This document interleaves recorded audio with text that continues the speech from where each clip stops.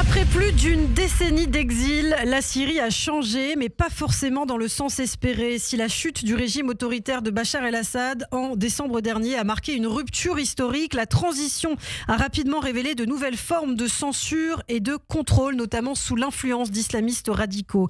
Omar Youssef Souleiman, journaliste, écrivain franco-syrien, est retourné pour la première fois dans son pays, justement après 13 ans d'exil. Dans une série de récits publiés chez nos confrères du Point, il témoigne de son retour à Damas, de ses retrouvailles avec sa famille, mais aussi de ses désillusions face au nouveau pouvoir en place. Il est avec nous en direct sur Radio J. Omar Youssef Souleiman, bonjour. Bonjour. Merci beaucoup d'être avec nous ce matin. Je précise que vous publiez très bientôt votre nouveau livre, L'Arabe qui sourit, qui sortira le 19 mars prochain aux éditions Flammarion et dont on se fera un plaisir de parler évidemment à vos côtés, je l'espère. Alors, après 13 ans d'exil, vous êtes retourné à Damas. Quelles ont été vos premières émotions, vos premières impressions en remettant les pieds là-bas ? C'était bouleversant pendant le chemin entre les frontières avec le Liban et Damas. J'ai passé le temps à pleurer de joie. Vous pouvez imaginer que c'est pour la première fois de notre vie qu'on voit une Syrie sans les photos de Bachar el-Assad ou de son père. On voit une Syrie sans les frontières du régime fasciste sur lesquelles on était soupçonnés. Et on était torturés, on était humiliés, on était harcelés.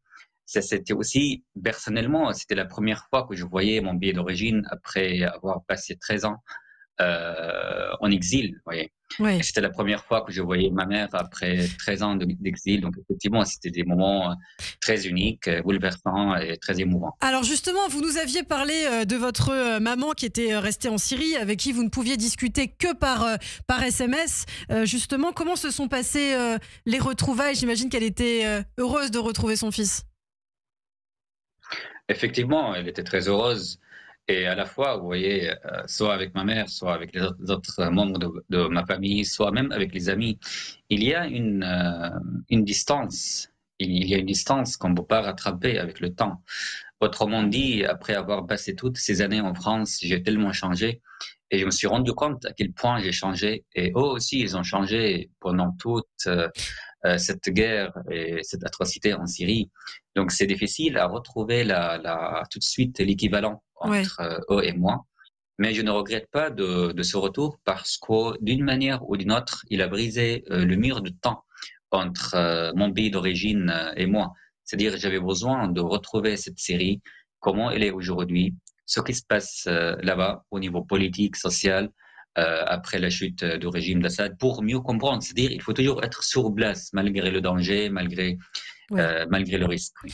Alors vous dites, ça vous a fait quelque chose de rentrer dans cette Syrie sans les portraits partout de Bachar el-Assad. Quel est le climat sur place ? On va parler évidemment de la nouvelle configuration politique, mais sur place, qu'est-ce que vous ont dit les Syriens justement ?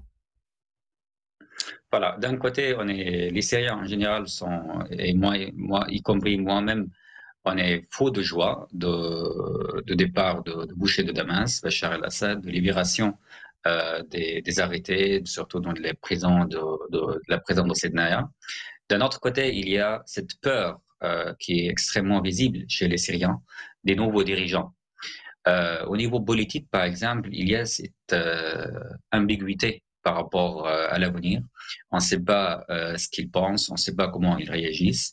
Il y a plusieurs aspects, plusieurs signes qui font vraiment peur. Par exemple, nommer un ministre de la Justice qui était accusé, qui est toujours accusé de faire des crimes terroristes, qui a assassiné une femme parce que suspect d'être prostituée à Idlib il y a quelques années. Au niveau de liberté d'expression, les gens ont peur, ont peur de s'exprimer dans la présence de HTC, car on se trouve par exemple dans les rues de Damas ou de Homs, des jeunes de HTC ou des autres unités armés se baladent, entrent dans les cafés avec leur ambiance extrêmement islamiste. Et ce qui fait le plus peur en fait, c'est le chaos, c'est-à-dire par exemple, quand j'étais à Homs, j'ai croisé plusieurs unités, plusieurs checkpoints, plusieurs types armés et on ne sait pas à qui ils appartiennent. Certains appartiennent officiellement au gouvernement actuel, d'autres aux autres unités, on ne sait pas qui sont. Le plus grave sont les djihadistes étrangers qui ne sont pas syriens. On les voit, on les croise avec leur dialecte et leur côté physique, des fois, et à Damas et à Homs. Et ils sont les plus radicaux. Oui. Oui. Donc, ce qui se passe aujourd'hui en Syrie, c'est un pays armé dominé par une ambiance islamiste et l'avenir est extrêmement ambigu. Vous avez le sentiment justement que la révolution syrienne que vous attendiez tant a été confisquée finalement par ce nouveau régime, HTC, il faut le préciser, c'est le régime islamiste Hayat Tahrir al-Sham. En fait, la révolution n'a pas fini. Elle vient de commencer maintenant, à nouveau. Et il y a une nouvelle révolution à faire aujourd'hui en Syrie contre les nouveaux dirigeants. En fait, pourquoi? Parce qu'il y a une distance visible entre ce qu'ils font et ce qu'ils disent. Ce qu'ils disent aux médias, surtout aux médias européens ou américains, c'est très beau, très doux. Même j'ai parlé moi-même pour mes articles au Point avec plusieurs dirigeants de HTC. Leur parole, elle est extraordinaire, vous voyez. Et c'est ça la manipulation islamiste. Or, ce qui se passe sur le terrain est très grave. C'est-à-dire, on a quotidiennement des massacres, on a des enlèvements, on a des gens qui sont obligés d'être immigrés parce qu'alaouites ou parce qu'aux chrétiens à Homs et dans la banlieue de Homs, surtout. Et HTC est au courant. Il ne faut pas nous dire, nous manipuler en disant que nous, cela, en fait, la réponse quotidienne, c'est ces gens ne nous appartiennent pas. Donc, mais vous êtes aujourd'hui, vous êtes le pouvoir, vous êtes les responsables à ce qui se passe. Donc, elle répète malheureusement la même parole du régime d'Assad quand il disait ce n'est pas de notre responsabilité. Non, ça c'est leur responsabilité. Et je pense que la seule solution aujourd'hui en Syrie, afin que tout le monde soit tranquille et afin d'avoir une unité de la population syrienne, c'est d'appliquer la justice, d'appliquer vraiment la loi, l'état de loi et l'état de droit sur tout le monde. Alors vous dites il y a deux discours, c'est vrai, on voit le nouveau dirigeant de la Syrie en costume serrer la main des représentants des présidents occidentaux notamment. Emmanuel Macron lui-même a appelé Ahmed El-Shara, ce qui montre quand même une reconnaissance du nouveau régime.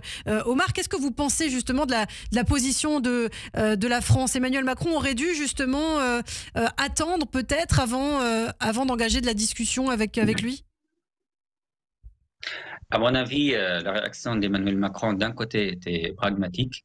Il voulait peut-être protéger la France d'une vague djihadiste qui menace notre territoire. Actuellement, on a environ 70 djihadistes français qui sont en Syrie.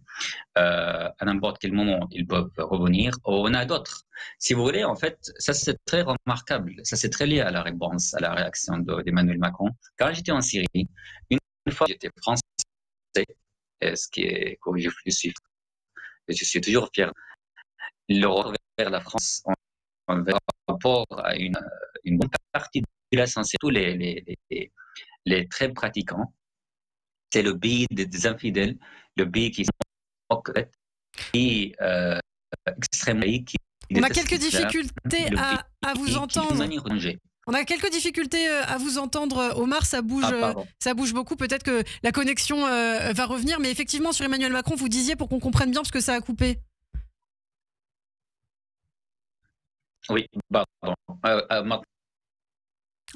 On ne vous entend pas très bien. Non, vous parliez d'Emmanuel Macron et vous disiez justement, ça a coupé, donc on n'a pas tellement compris ce que vous avez dit. Si vous pouviez répéter juste concernant justement la France.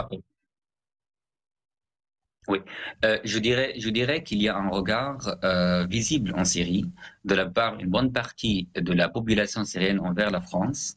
Ce pays là-bas est traité comme le pays de l'infidélité, le pays qui se moque de prophète Mohammed, le pays extrêmement laïque que le gouvernement souhaite détruire les principes de l'islam. Donc il y a une ambiance qui peut nourrir certains djihadistes en Syrie. Et je pense que la réponse d'Emmanuel Macron, le contact, la normalisation des relations officielles avec la Syrie, c'est justement pour protéger la France de ces djihadistes. Mais est-ce qu'on peut vraiment parier sur le nouveau gouvernement pour encadrer ces djihadistes et les rater et les arrêter en Syrie ou les faire rester en Syrie. Et c'est ça, là, en fait, le risque. Moi, je pense que la réaction d'Emmanuel Macron, d'un côté, est pragmatique, mais d'un autre côté, il prend un grand risque. Est-ce que vous comptez aujourd'hui peut-être retourner d'autres fois en Syrie, ou votre avenir est désormais calé en France, Omar? En fait, ma présence et mon avenir étaient toujours calés en France depuis des années, parce que j'appartiens à la France, j'appartiens à ses principes. Si je reviendrai un jour en Syrie, ce que je disais toujours, je reviendrai en tant que Français et pas en tant que Syrien. Et là, quand je suis revenu en tant que Français. À l'avenir, tout dépend des conditions, c'est-à-dire si le gouvernement actuel me remettre sur la liste noire comme Assad faisait, je ne pouvais pas revenir, bien sûr. Mais s'il y a un risque, je m'en fiche. C'est-à-dire, il y avait un risque quand je suis allé.